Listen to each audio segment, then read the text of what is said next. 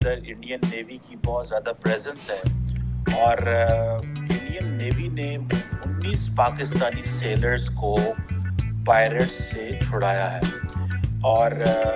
ये एक Pakistani I think fishing vessel थी जो कि पायरेट्स ने हाईजैक कर ली थी सोमालियन कोस्ट के ऊपर और कहा जा रहा है कि ये सेकंड रेस्क्यू ऑपरेशन है पिछले 36 घंटे में।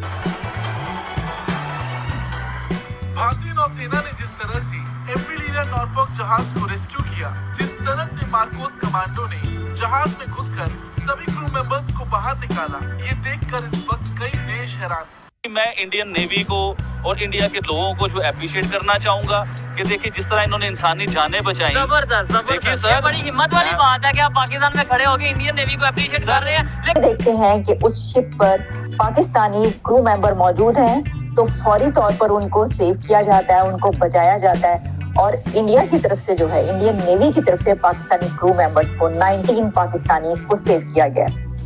तो देखिए हम ये कह रहे हैं हैरानी की, ये बहुत खुशी की खबर है, हैरानी की नहीं होनी चाहिए। Indian naval forces came to the rescue of 19 Pakistani sailors from Somali pirates who hijacked their fishing vessel. The Iranian-flagged vessel Al Naimi was boarded by armed pirates who took the crew members hostages. All of them were Pakistani nationals.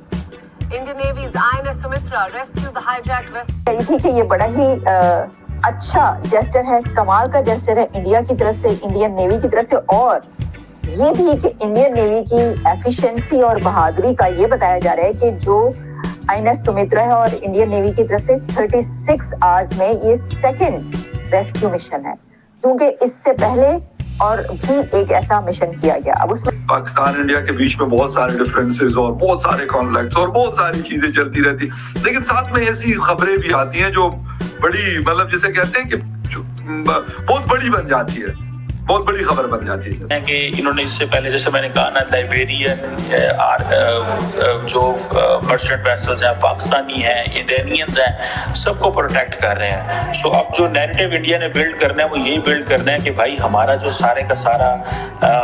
जो interest है इस खिते में वो सिर्फ और सिर्फ international जो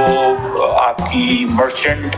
vessels और आपकी जो कम्युनिकेशन लेन्स हैं उनको प्रोटेक्ट करना है। ये नैरेटिव इंडिया जारी बात है डेवलप करने जा रहा है।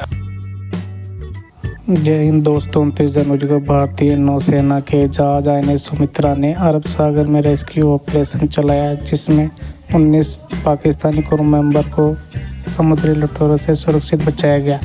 बीते 36 घंटों में भारतीय नौसेना का दूसरा बड़ा ऑपरेशन है। भारतीय नेवी अरब सागर में लगातार ऑपरेट कर रही है।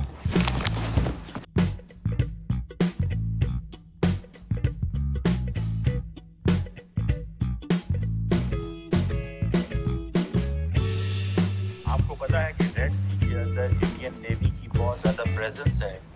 और इंडियन नेवी ने 19 पाकिस्तानी सेलर्स को पायरेट्स से छुड़ाया है और ये एक Pakistani I think fishing vessel थी जो कि पायरेट्स ने हाईजैक कर ली थी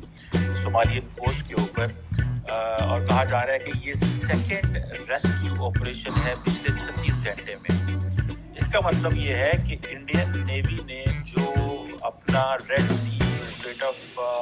Hormuz, Bab el Mandeb, Arabian seas पूरे एंड देन इंडियन ओशन के हवाले से वो जो इंडियन नेवी बार बार एक बात कर रही है कि जी हम नेट सिक्योरिटी प्रोवाइडर हैं, हम ये चीज़ें कर रहे हैं, सो दैट्स वेरी इंपॉर्टेंट। इससे पहले इंडियन नेवी ने 17 इरानियन क्रू के जो लोग थे, एक वेसल थी जिसको पायरेट्स ने हाईजैक कर लिया था। क्या इंडियन नेवी के ऑपरेशंस बढ़ चुके हुए हैं? और सुनने में आ रहा है कि इसके अलावा भी बहुत सारी जो डिस्ट्रेस कॉल्स हैं वेसल्स की आती रहती हैं, सेलर्स की आती रहती हैं, पिछले कई दिनों से आ रही हैं, वो बढ़ा दी हैं। शायद इंडिया